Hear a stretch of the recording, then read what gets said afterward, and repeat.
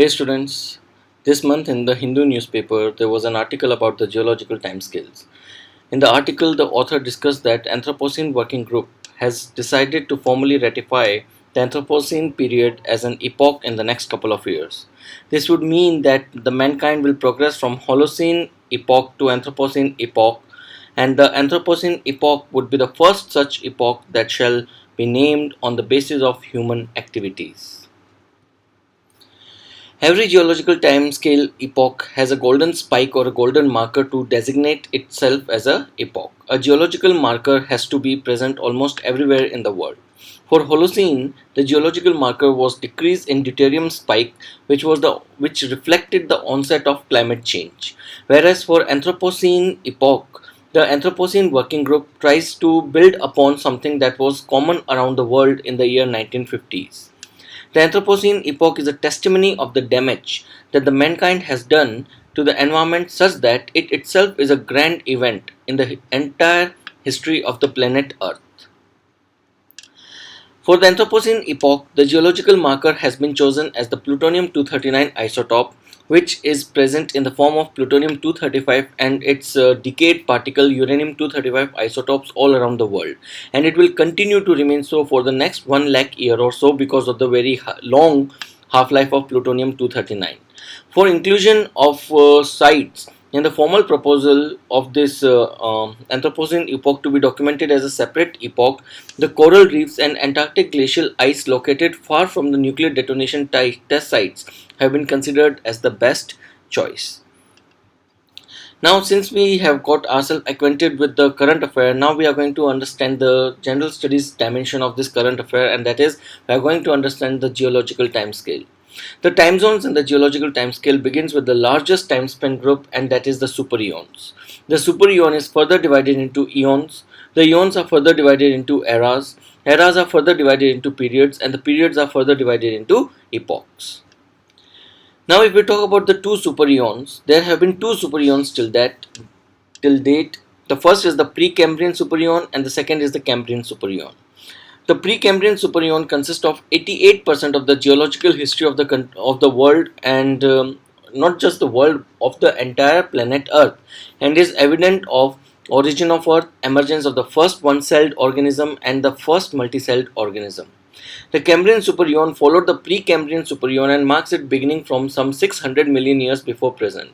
Yani 4.5 billion years before present till 600 million years before present, it was the Precambrian supereon, which was somewhere around 4.5 billion years long, and from 600 million years before present, the Cambrian supereon started.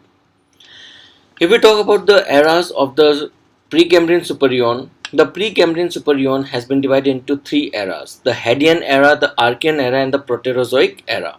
The Cambrian era comprises of all geological time prior to 600 million years before present, that is from 600 million years before present till 4500 million years before present. The Precambrian was originally defined as the era that predated the emergence of life in the Cambrian period.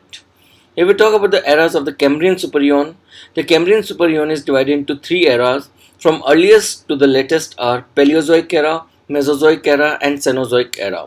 We are at now present in the Cenozoic era. If we talk about the periods of the Paleozoic era, the periods of the Paleozoic era from the earlier to the later are Cambrian, Ordovician, Silurian, Devonian, Carboniferous, and Permian. Cambrian and Ordovician is often referred to as the age of invertebrates. Silurian and Devonian are collectively called the age of fishes. Carboniferous and Permian are collectively called the age of amphibians. If we talk about the periods of the Mesozoic era, the periods of Mesozoic era from earliest to the latest are Triassic, Jurassic, and Cretaceous. The Mesozoic era is collectively called the age of reptiles. If we talk about the periods of the Cenozoic era, there are two periods of Cenozoic era, earlier being the Tertiary and the later being the Quaternary. We are part of the Quaternary period in the Cenozoic era. There's these two periods, that is the Tertiary and the Quaternary, they are collectively called the age of mammals, and the epoch of Tertiary and Quaternary are worth studying. If we talk about the epochs of the tertiary period, there are 5 epochs of tertiary era, earliest being the Pliocene and the latest being the Paleocene. From Pliocene it was Miocene, from Miocene it was Oligocene, from Oligocene it was Eocene, and from Eocene it was Paleocene. The Tertiary period witnessed the fall of the dinosaurs and the rise of the mammals. If we talk about the epochs of the Quaternary period, so far there have been two epochs of the Quaternary period, the Pleistocene and the Holocene. With the recent vote of the Anthropocene Working Group, the third epoch will be added, and that epoch will be known as Anthropocene.